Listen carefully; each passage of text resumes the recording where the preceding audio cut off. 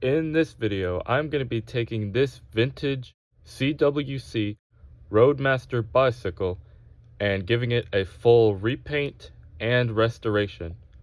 So stick around, see how it goes down, cause that's coming your way, and hope you enjoy. Hello and welcome to another video. Today I'm going to be starting on another project, and as you can see, it's yet another bicycle. Yes, I'm a sucker for old bikes, and this one is old indeed. It is a Cleveland Welding Company ROADMASTer. Never heard of a welding company having anything to do with bicycles, so that's interesting. I believe this to be from the post-war period. I did some research. I looked up the frame number in a few places, and from what I gather, it's around 47 to 49, just judging by the code and other clues on the frame. Now, I'm going to be doing a full restoration on this bike, but first let me tell you about the story about how I got this and what we have before us. So I was fortunate to get this bike for free from a guy up the street. He's an older fellow and he's had this for a while, and he caught wind that I'm into old stuff and old bikes, so he decided to gift it to me. So very generous of him, and I'm very thankful. But as you can see, it's all in pieces and it's going to take a lot of work. Now, as you can probably tell, it's not even complete. These are all the parts that he gave me, which, I mean, we got the foundation of the bike, the frame and the forks, and the pedals, pedal cranks, and then some cosmetic pieces. But of course we're missing wheels, handlebars, and a seat, and also fenders.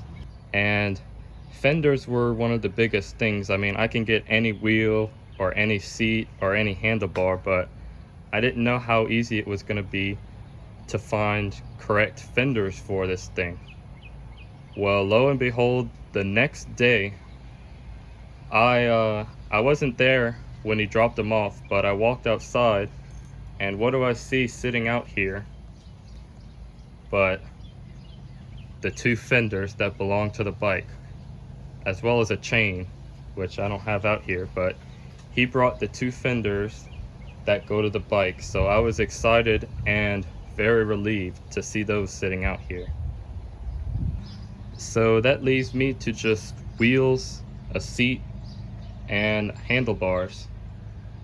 However, I do have some handlebars that I'm going to use for it. They just came off of a scrap bike that I had lying around.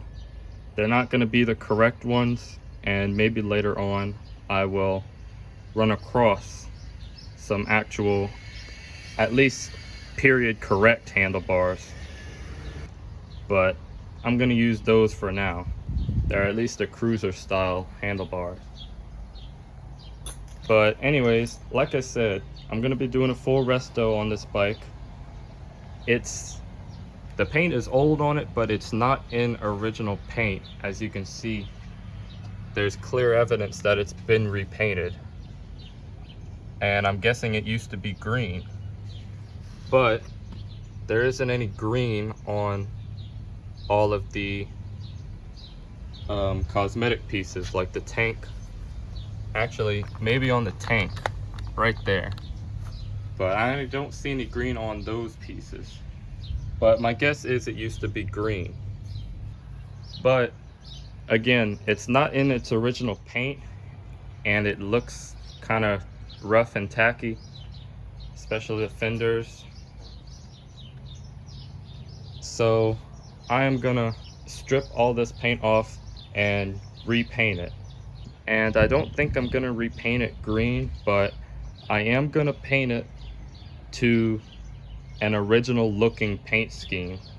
Instead of just shooting everything white and red like this, I'm gonna actually try to replicate a lot of the pinstriping and hopefully get some Roadmaster decals as well. So I'm gonna have a lot of work cut out for me.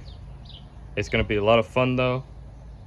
So let's get started on this project. So within the next few days, I'm gonna get these parts that will receive paint off to my dad's shop where he works and get them sandblasted so that I can bring them back home and paint them. But in the meantime, I'm gonna start cleaning up all of these bearings and the bearing races and all these other things that won't be painted. I think this is gonna clean up pretty nice. It looks like, well, at least on the outside maybe, that there's still a good amount of chrome left, so hopefully that cleans up nice. The pedals are a little rough. I'll probably use them for now and then replace them later. But anyways, I'm gonna bust out the mineral spirits and get to cleaning.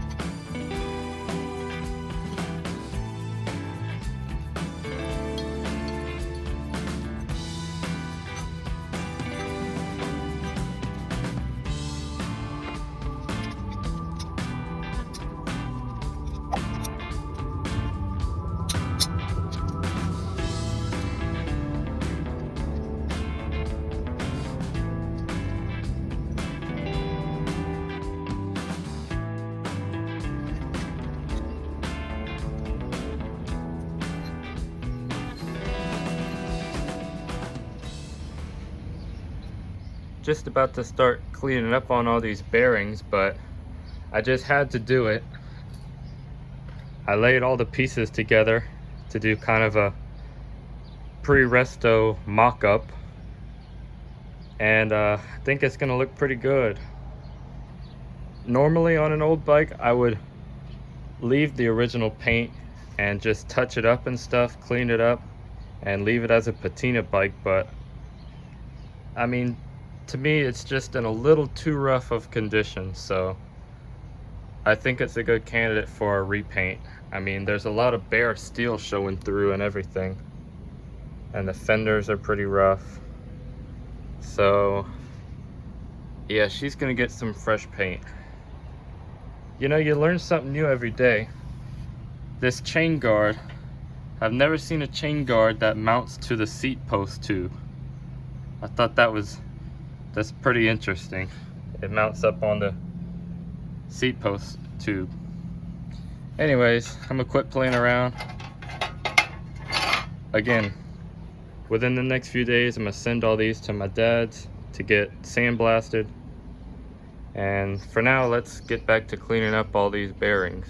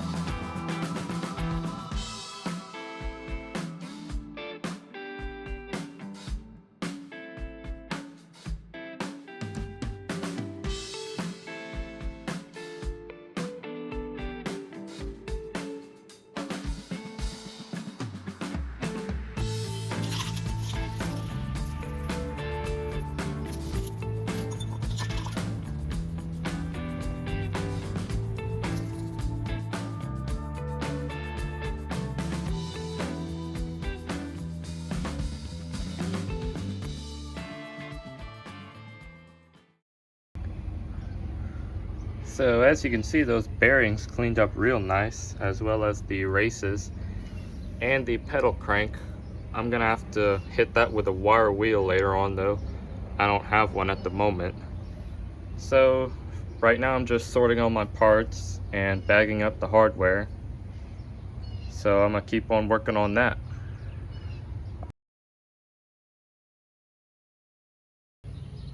So here's another mystery regarding the paint. As you saw, there's green on the frame, so you would think that the original color was green. But like I said, there's no green on anything else other than the forks. So then you come to the inside of the tank here and it's red. Again, no green anywhere, but it's all red inside. So if you looked at the tank, you would think that the original color was red. So either the pieces like the tank, the rack, the chain guard and everything came off of a separate bike, or it was red, then they painted it green, then they painted it red and white again. So who knows, but you never know with these things when they get repainted and all like that. Anyways, I'm about to get all these pieces out for sandblasting so that we can paint them new again. So I'll catch up with you when I'm done with all of that.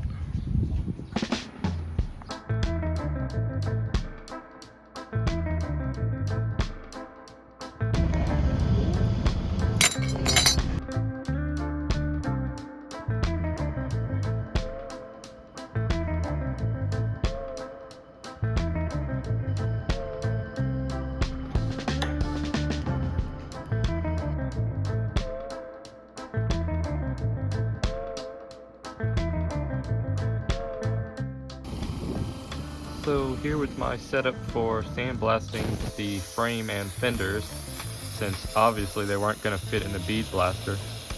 And I didn't film much of this, obviously, because I didn't want to beat up my camera lens.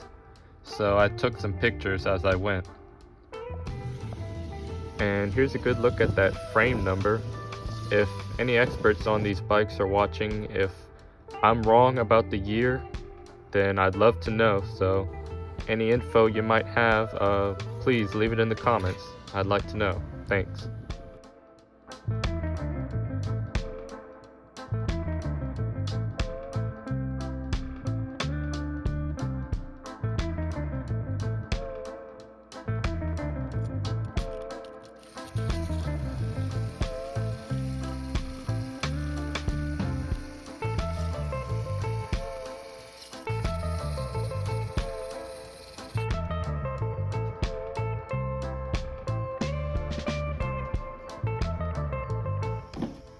And later on, here I was blasting all of the smaller stuff in the bead blaster. I tell you, this took a good few hours. It was a lot of work.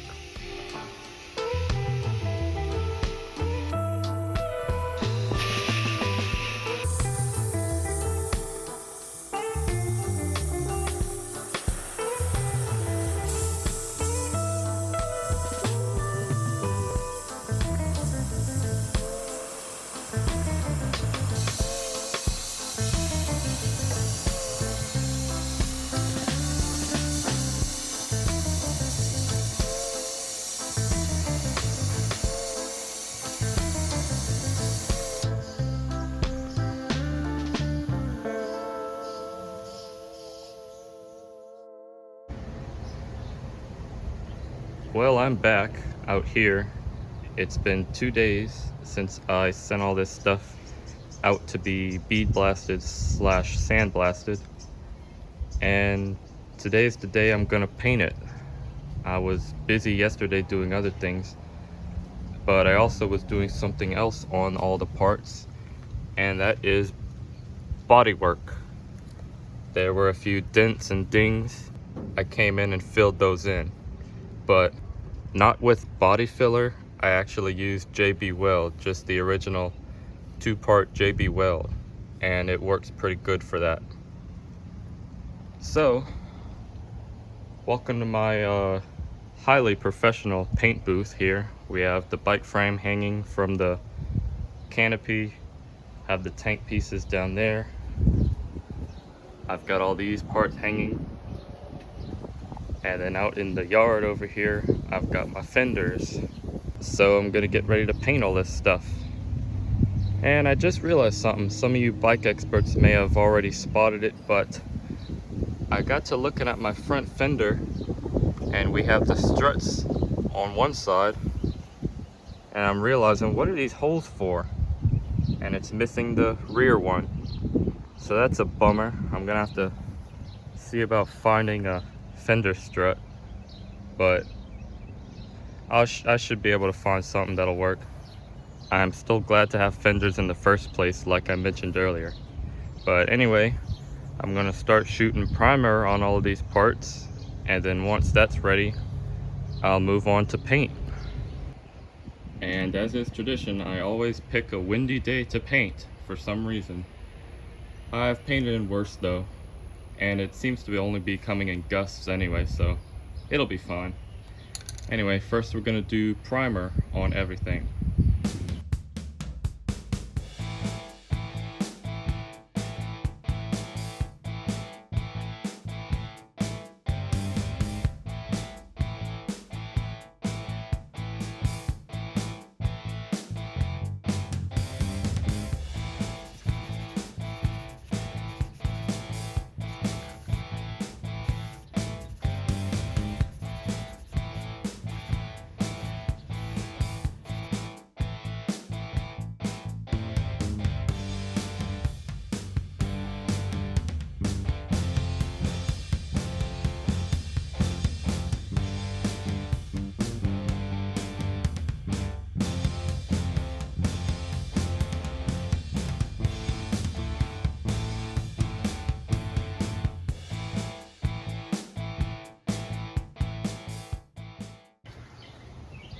Okay, I got everything shot in 2 coats of primer.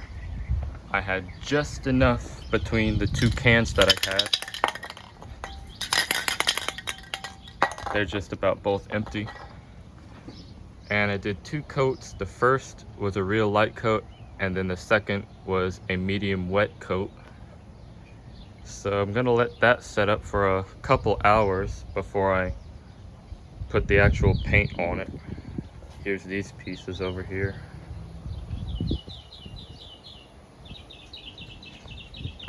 Actually, the only thing I didn't get to do was the underside of the fenders, so I guess I am gonna have to go get a 3rd can and do the underneath. Alright, I managed to scrounge up a can of primer I already had in the paint drawer, but it's already almost empty as well, so I'll see how far I can get on it.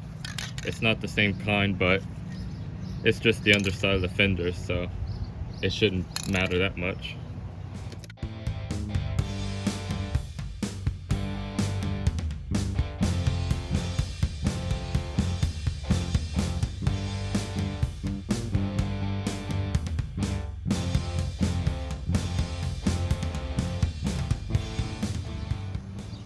Alright, it is now 5:30.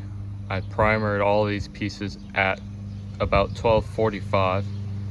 So they've been sitting for about 5 hours.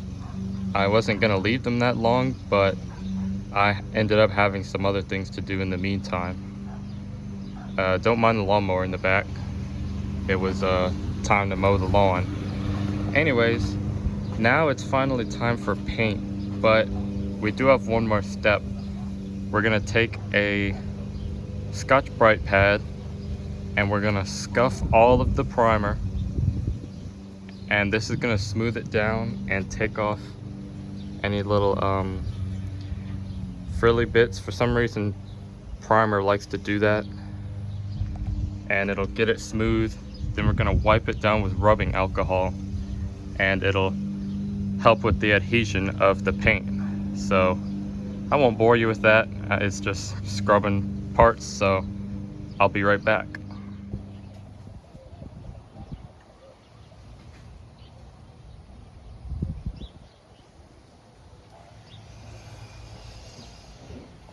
Man, that took way longer than I thought it would have. But all the pieces are now prepped for paint. And up to this point, I have not said what I'm going to be using to paint all this with. Now there's several ways to do it. You can get it powder coated. You can use a spray gun and paint it like a car. Or you can spray paint it. And that's the cheapest option. And that's what I'm going to be going with. And as long as it's prepped right and done right, it can look just as good as the other two methods.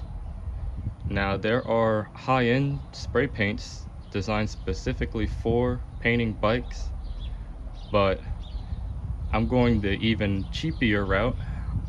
We're doing a Rust-Oleum rebuild. Yep, I'm just using regular old Rust-Oleum 2X Painter's Touch spray paint. And the color scheme I chose is red with off-white accents. So yes, I'm going to be painting it red again, even though it was probably originally green, but I already have a green bike anyway, so I settled on red. Anyways, it's finally painting time, so let's get started. Well, hey, I've got good news. The wind died down. It's to almost nothing, so that's great. Anyways, I'm going to be doing just like the primer, starting off with some light coats, and then the last coat or two is going to be medium to wet. So it's time for paint.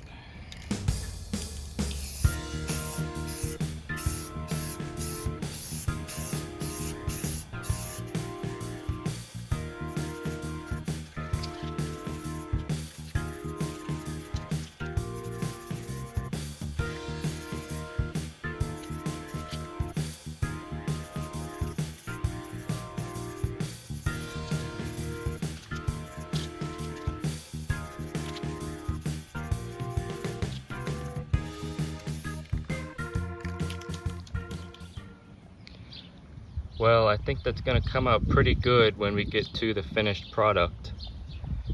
And I totally didn't intend this. I don't know, it's just a coincidence, but I happen to pick pretty much the exact same red as what it was in. But I didn't want to go with too bright of a red, like a candy apple, and then I didn't want anything too dark, like a maroon. So this is like the perfect balance. It's Rust-Oleum's Colonial Red. Looks pretty good. I can't wait till it's all done.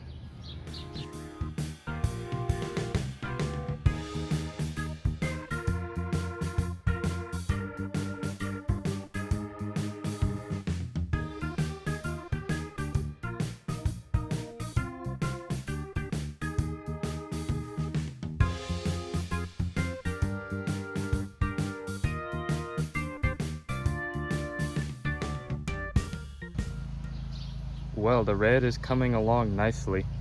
I'm about to start on the fenders, but I'm gonna be doing these in the this is ivory technically, but off-white, cream, whatever you want to call it. I'm gonna be doing it in this first. That way I can mask off where the stripes are gonna go, and that way I can shoot it over with red, and then I'll peel the tape up and all the stripes will be in place. So the fenders are gonna get the cream first.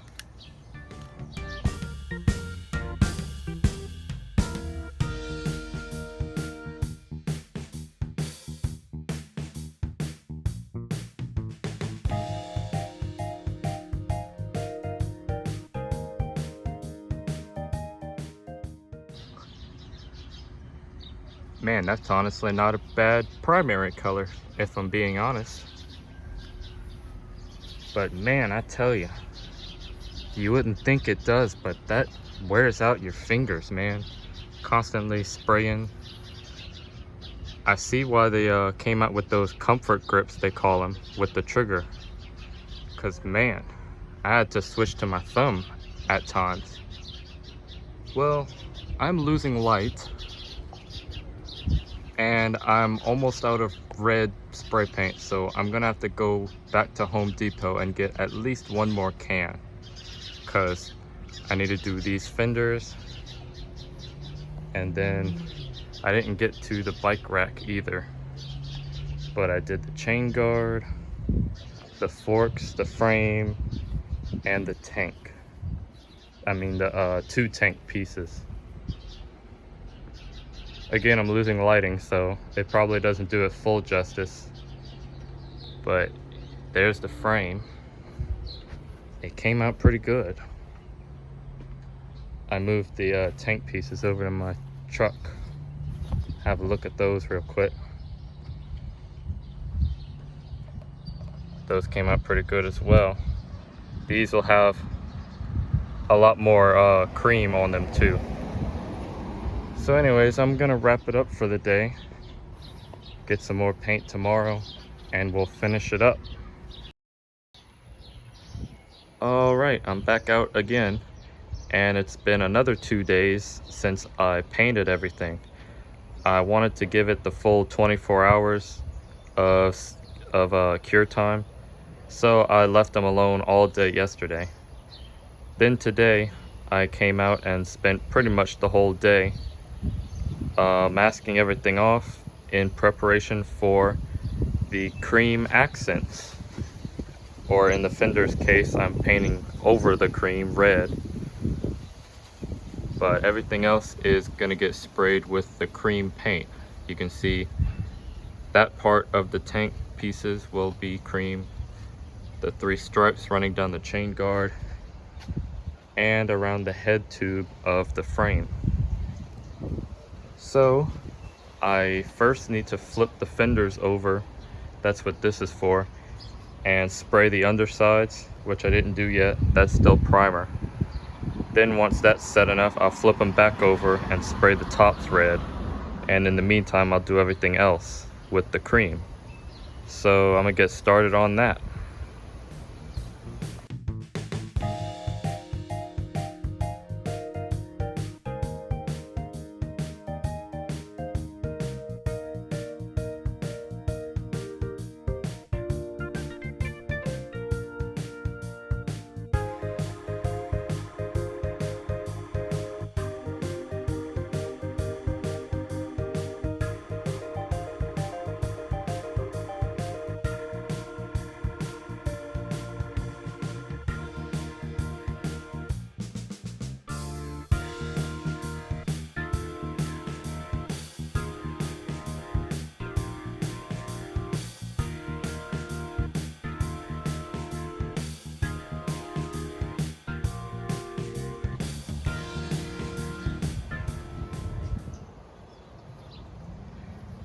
And there we have it. The fenders are now red and they look excellent. And then we have our secondary color all painted as well. Cream on the tanks, stripes on the chain guard, and up front on the bike frame. It all came out looking real nice. So I'm gonna give this a good while for all the paint to cure and strengthen, because even though it calls for a 24-hour cure time, it takes a lot longer for it to really get strong and get resistant to scratches and nicks. I've already put a few nicks on some of these pieces already, just minor ones, and I touched them up. But anyways, all of the painting is now complete, except for a few things that I will do by hand once the bike is together, but we'll get to that later. So I will see you in a matter of days when I'm ready to start putting the bike together. Can't wait for that. So catch you then.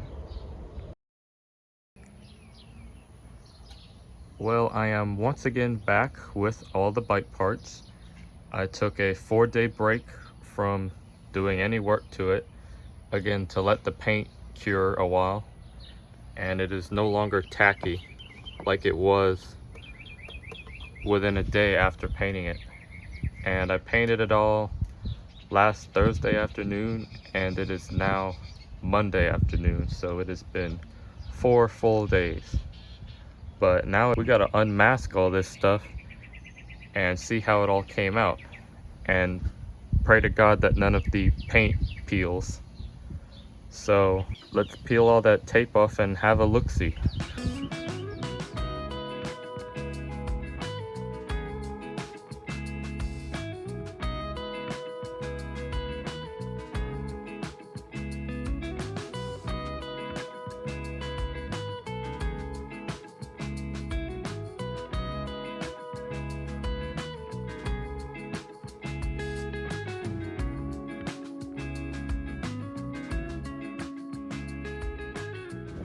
Little nick right there, but I'll be able to touch that up. But otherwise, as I was hoping for, a solid line. Thank God that tape came off all right. Looks good. Let's do the rest of them.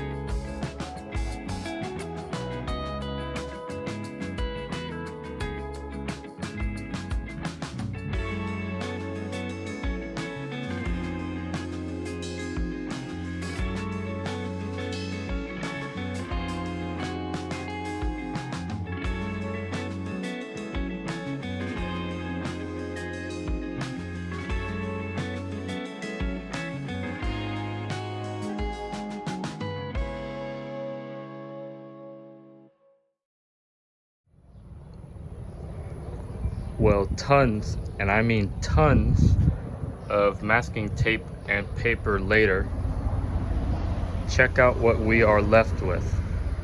Man, this all came out really good. The tank pieces, the stripes on the chain guard. I'm really excited how well the fenders came out with those pinstripes going the whole length. Those came out amazing. And then the frame too, it all looks amazing. And the rack and the forks didn't get any cream paint, but they came out great as well. So I know just a minute ago I mentioned assembly, but I realized I'm starting to get ahead of myself a bit. I almost forgot about clear coat. I want to put a clear coat over everything. That's the last thing that I need to do before I can start putting the bike together.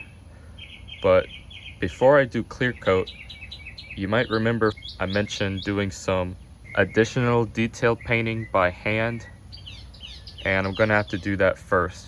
Basically, I'm doing a pinstripe on the forks, and these little fins on the tanks will be white. I'm trying to replicate an original Roadmaster paint scheme from the post-war period, and that's part of it. So I'm gonna get set up and I'm gonna be doing that again by hand.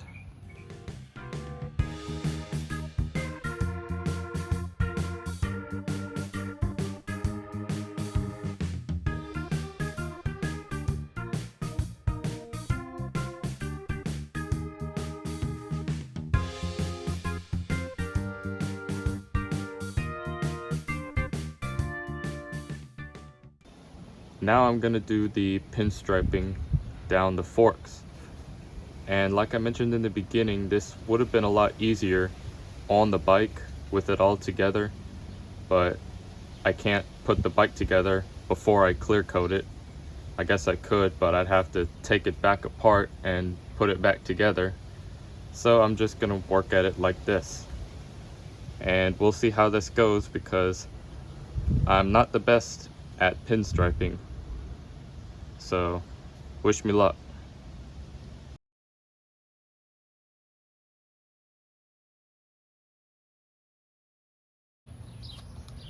Okay, freehanding is not working out, so I'm just gonna mask off the edge and do it that way. Actually, I'm gonna use Scotch tape just so I can see the edge and where it's gonna go.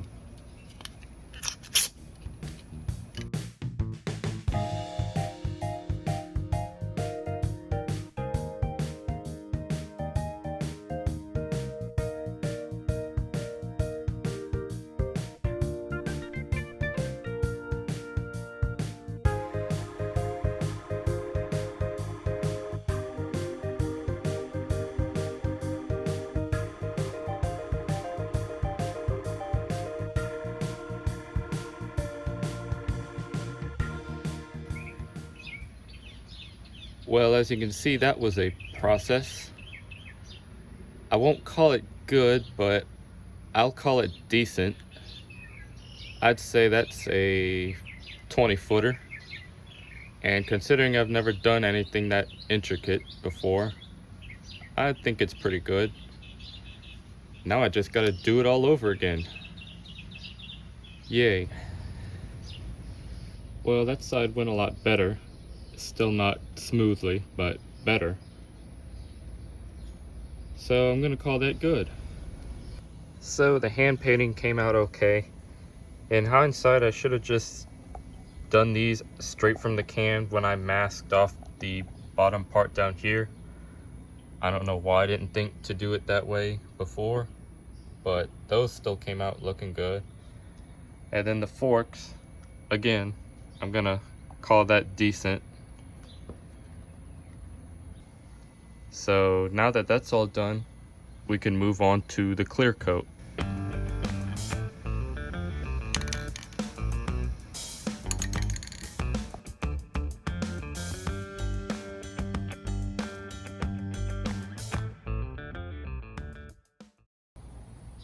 Well, I won't bore you with more painting footage because we've already been through that twice and the video is getting decently long already. So I got all the clear coat done though, and also off camera I came and sprayed a bunch of my hardware red so that way it'll match and not just be rusty hardware. And next I'm about to take the chain that the man gave me with the bike, and I'll probably need to get something bigger than that, but I'm about to soak it in some vinegar to get all that grease and rust off of it. It's a little rusty, but not too bad. It's mostly got old grease on it. So let me switch this out real quick. There we go. And I'll fill that with vinegar, and I'm gonna let that sit overnight. And don't have too much daylight left today, and since I just clear coated everything, I'm gonna be letting that sit overnight as well.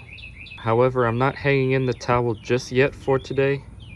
I got a little, needs more vinegar, it's sticking up a little bit. I'm not done for today. I have the head badge for the bike right here. You saw it a little bit of it earlier when I was at my dad's shop. I cleaned it up with a wire wheel some, and since then I've come home and cleaned it with some steel wool even more. It looks great, but I'm gonna be restoring the paint on it, or rather I'll be repainting it. So let's go inside and I'll get to work on this. Okay, yes, I'm still outside. My original plan was to hand paint this, but I'm gonna spray paint it, so I came back outside. And unlike the bike, this thing's gonna get the Krylon rebuild.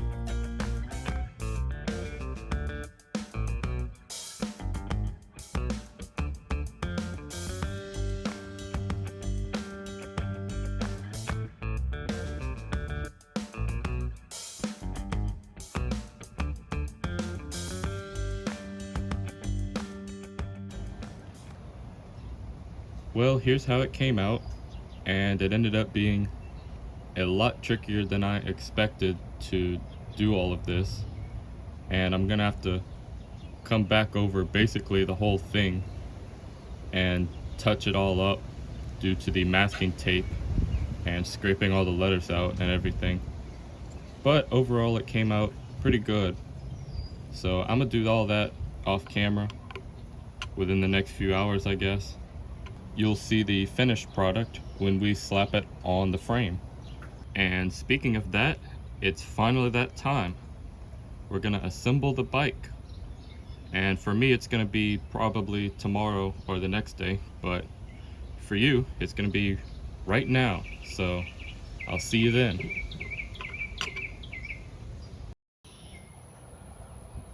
Well, today is finally the day that I'm gonna be putting the bike all together.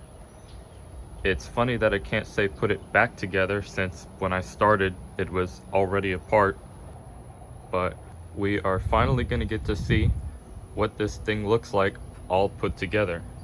I know I've been waiting a long time for it, and it's interesting to think about that this bike probably hasn't been together in several years. I asked him how long he had it, and he just said a while, so I guess he doesn't remember how many years exactly he's had it, but I'm sure it has been apart for many years. So it's interesting that it'll be back together after all this time. Well, I can't wait, so let's get started. First, you may notice that I cleaned up the pedal crank and the sprocket. I initially tried to touch up all of the bare metal spots where the chrome peeled off with some chrome spray paint, but that didn't look that good. So then I just decided to brush over the entire thing with the chrome spray paint, and chrome spray paint never looks like chrome at all. It's never, you know, like mirror finish, but it still looks pretty good, honestly. And I also did the same to the races for the bearings.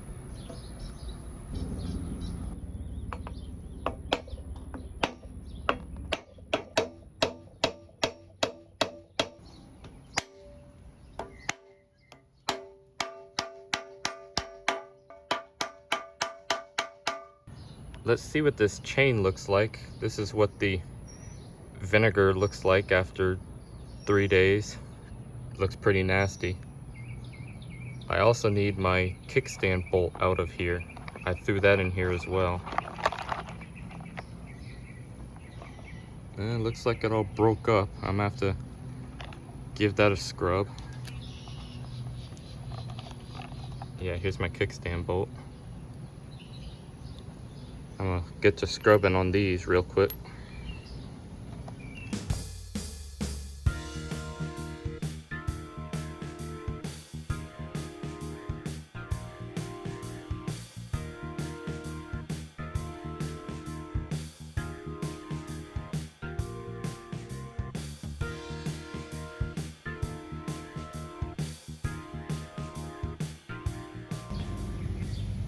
Well, that was gross, but the chain cleaned up pretty nice. Looks like a pretty old chain. They have these little diamond looking patterns on all of the links, so I don't know if that's some kind of way to identify the make or the age of it, but it looks pretty old. And the kickstand bolt, this was all rusty. It cleaned up nice as well. Now, on the subject of chains and sprockets, if you still remember from the beginning of the video, I don't have a complete bike here. So you may have been wondering, how am I going to put this whole bike together if I don't have the whole bike? What about wheels and tires and a seat and all the other things? Well, luckily enough, I happen to have some donor parts that I'll be using, most likely temporarily, because if you can believe it, I have another old bike. I've got a post-war Schwinn bike that I've been having for about a year now, that I'm waiting to find some suspension parts before I can put that together. So that project's on hold, but in the meantime, I am going to use its rims and tires, so that way I can put this bike together.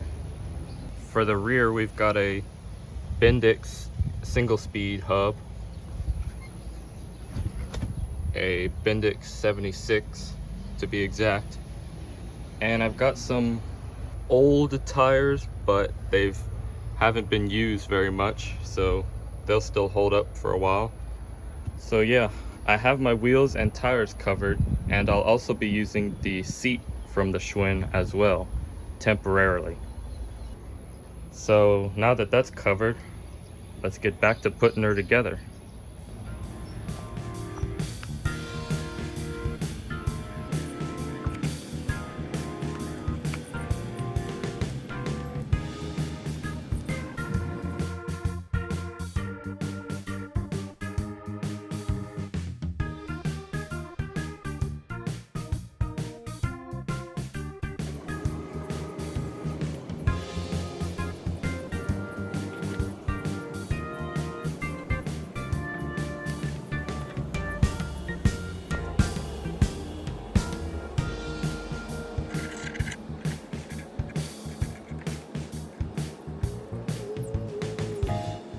We've had a casualty. My brand new paint.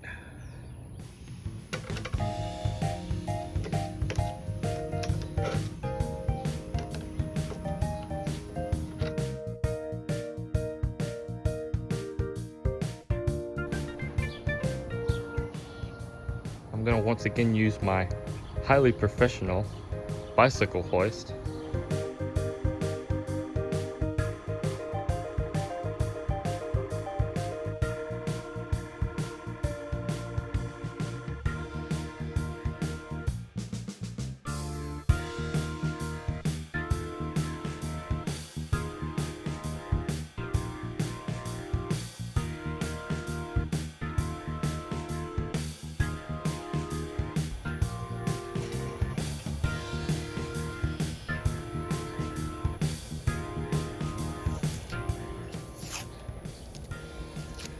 Probably the last hint of green that's left on this bike now.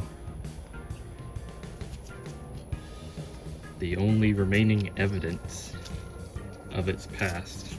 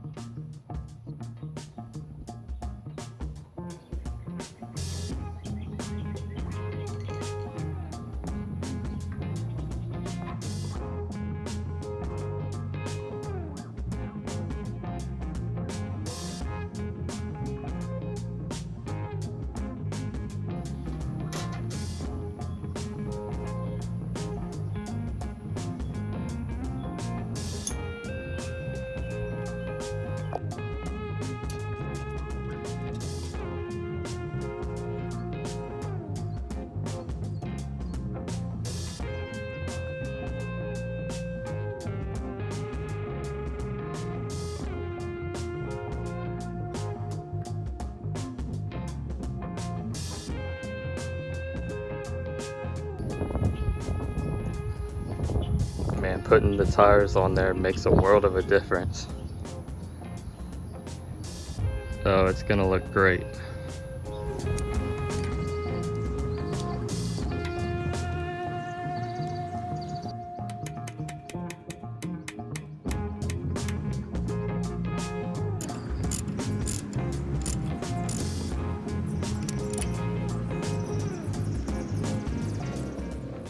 So if you remember from the beginning of the video, I showed you some handlebars that I sourced for it from a scrap bike that I had. Well, since then I've actually acquired a different pair of handlebars, actually from another scrap bike. This actually came off of a Schwinn Meridian, but not the one that has my bike bug engine. I definitely couldn't part out my uncle's bike, but it came off a different one. So this one has chrome already on it. It's pretty much perfect. There's no pitting on it, so that's why I went with it. So I'm gonna put that on there. Again, not the correct handlebars for it, or even period correct, but it's all I have and it's better than nothing.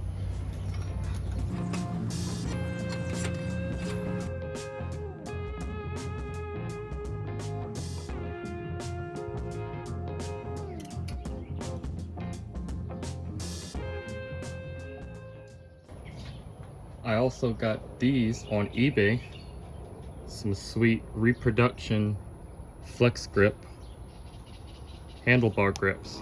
So those are gonna look nice on there too.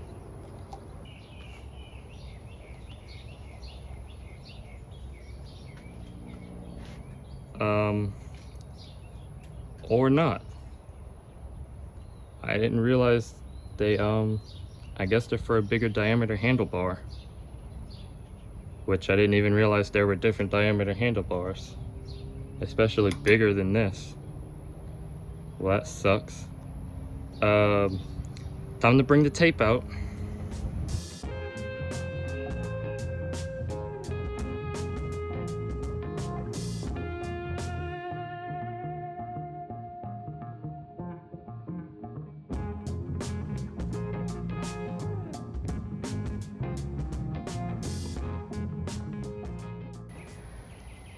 Well, she's standing on her own for the first time. Looking good. But before I can get much further, and mainly before I can bolt this back wheel down and get these braces secured, I need to come and paint my fender braces. And not to mention, so they don't surface rust, because this is still bare steel from the sandblaster.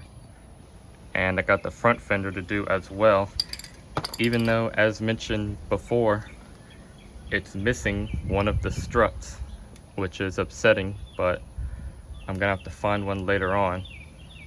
I'm still gonna put the fender on though, just so I can get it on the bike and not lying around where it could get damaged.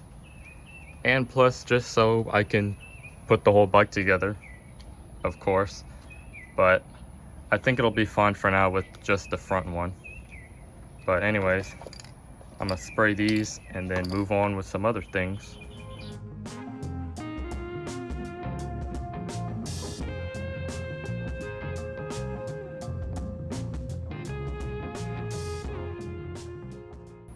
While that dries, I'm gonna move on to some other things. I'm gonna do the pedals right now. And like I mentioned earlier, I'm just gonna leave these like they are. I cleaned them up and shined them up with some steel wool a little bit to make them look a little nicer. But I'm just gonna leave them as is.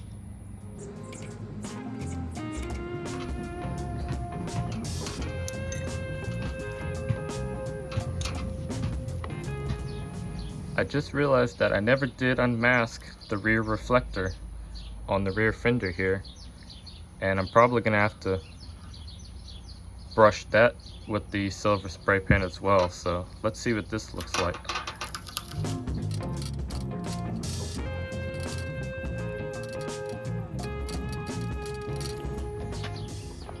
And there it is. Sadly, all of this plastic is really old and it's starting to crack right here. So honestly, I think I'm just gonna leave that. Okay, the fender struts have dried now. Still not 100% cured, but they're dried at a touch. So I went ahead and tightened all of the braces for the fenders and rack down on the axle. And now I'm gonna go ahead and install the front fender. So this thing's really gonna start looking good after that.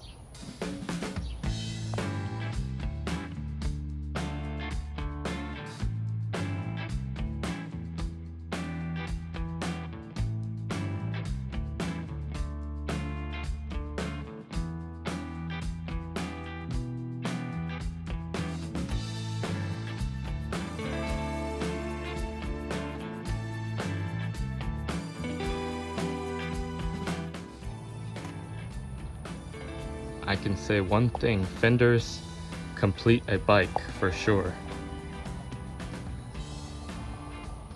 Loving it. Unfortunately, I don't think I'm gonna be able to ride it without that that rear fender strut. It's wobbly. It's too wobbly, really. It's gonna rub the tire and that might peel it off or something. Or I'll wear out this where it mounts to the fork. So unfortunately, I don't think I'm really gonna get to ride it. So that's sad. But at least it looks good. It looks awesome.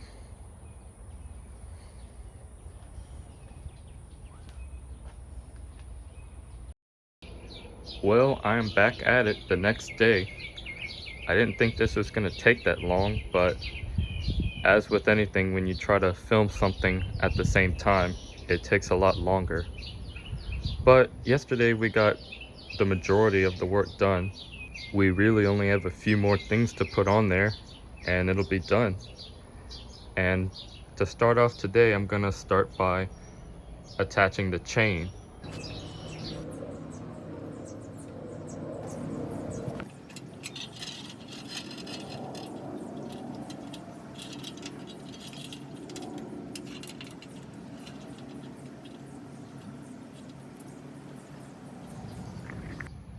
Well, I have not gotten very far because I unfortunately just ran into a big obstacle and something that I forgot to take into account. The chain for the bike does not match the sprocket that is on the hub from the Schwinn. And I even have the chain from my Schwinn bike, and yeah, it's different. And I can't use this chain because it won't mate up with the sprocket on the bike. And it's me from the future, real quick, just to say that what I just said was totally wrong.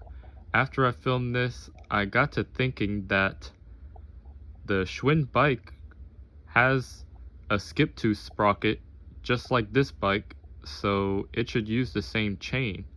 So why is the rear hub sprocket different? Well, I then remembered that I was wrong. This rear wheel did not come from the Schwinn. It came with my green Columbia RX-5 bicycle that you may have seen in a video a while back. It has its 3-speed hub on it right now, but when I got it, they actually gave me a spare and what I assume is the original hub to that bike, because they put the 3-speed hub on that. So that is why this sprocket on the rear hub is different from both this bike and the Schwinn. So I was wrong about that. And that other chain that I said came from the Schwinn, I was wrong about that too. I don't know where it came from, but that's not for that bike, because that bike would have the same kind of chain as the Roadmaster. So just wanted to correct myself and clear up any confusion, so back to it. Yeah, that's something I forgot to consider. So unfortunately, even if the fender wasn't holding me back, I still wouldn't be able to go ride this bike. So I'm gonna be waiting on a chain, unfortunately, but that's not gonna stop me from putting the rest of the bike together. So I'm gonna keep moving forward. I'm gonna go ahead and install these. I've never had a bike with these before. I assume they're to tension the chain, to push the rim back to tension the chain, but if I'm wrong, let me know. I've also made a bracket for the brake arm on the rear hub, just using a wire clamp. That's all that is, with some duct tape on the inside to protect my brand new paint.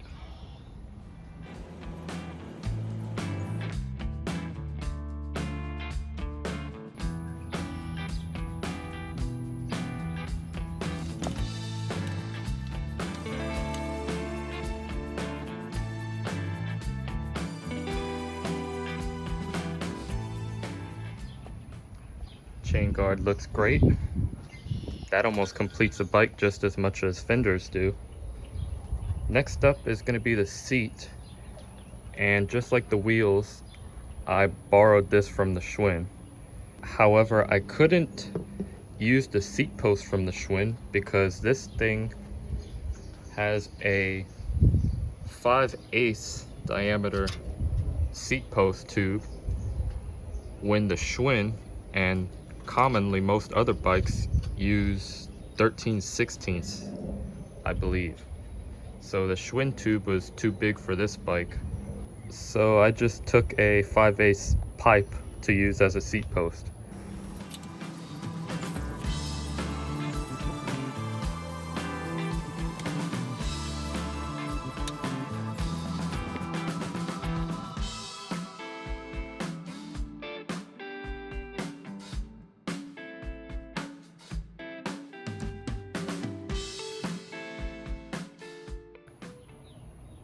Seats installed, looks pretty good.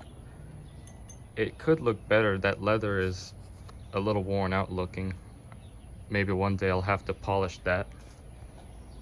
Next, I'm gonna move on to the last body related parts, that being the tank sides. And I also got a horn for it, because you may have noticed this big hole in the one side, and that's what that's for. And I already actually had this from, you guessed it, the Schwinn bike. That was gonna go in that, but I'm gonna steal that from it too.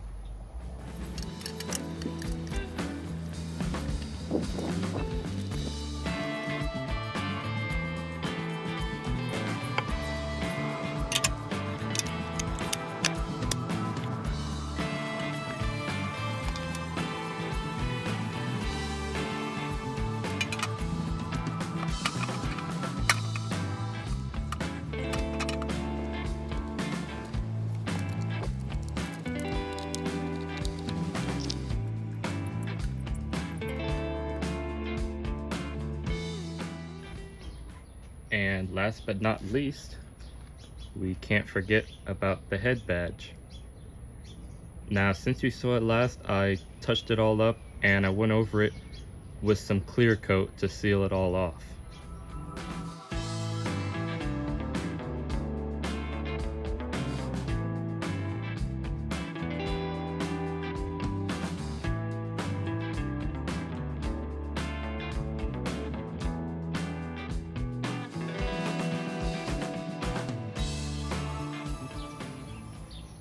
Well, as far as bolting things together, the bike is 100% assembled, at least with what I have right now. But there is one more thing that I need to add to this tank. And can you guess what it is? I mentioned it earlier. Check it out. Some Roadmaster decals. These are some water slide decals that I got. Let's put them on and see what it looks like.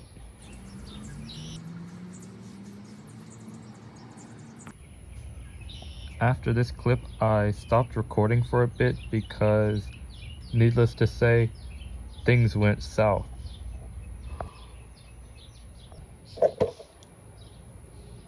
Okay, things are not going good so far, but I'm making do. The R separated and this separated.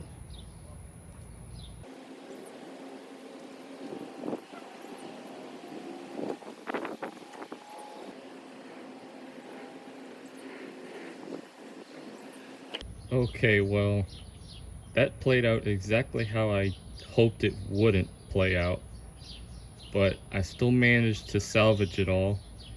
You can still see the seams some, but for what happened, you know, it is what it is.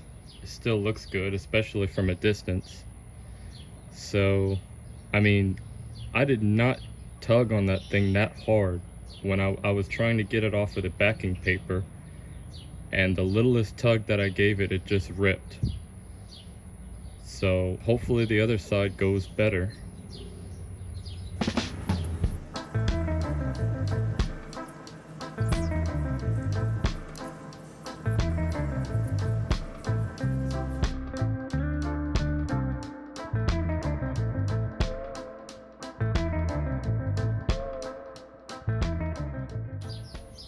Well, somehow this side went worse. I mean, I did everything that I was supposed to do. I let it soak. Not to mention I let it soak like 3 times longer than it called for, and it just did not want to slide off that backing paper. So, as you saw, I had to peel it off myself, and that almost worked until it wanted to stick to my fingers instead of to the bike, and then it all tore into pieces again. So that wasn't fun at all. Did not go smoothly, and I'm left with, I might be able to fix that one up some before it sets, but it doesn't look perfect now. But I'm still not gonna complain because it still looks really good, especially from a distance, unless you really get up and look at it and see. So looking on the bright side, at least I was able to salvage it, and it still came out looking pretty good. So I'm still happy with it. Now let's let this dry a while, and we will have a look at the completed bike.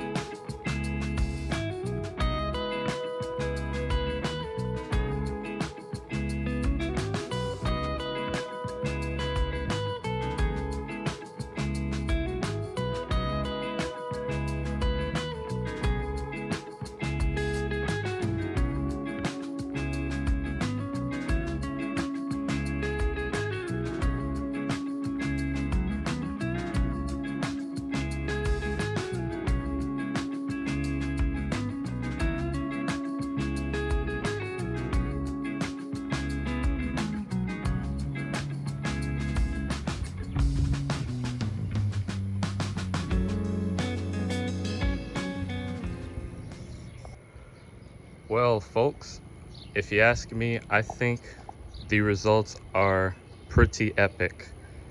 I mean, this is what we started with. Just a pile of parts with some rough paint. And now we have this sweet ride. Even though unfortunately I can't ride it right now. But this definitely won't be the last you'll see on this bike. Oh, my seat's crooked.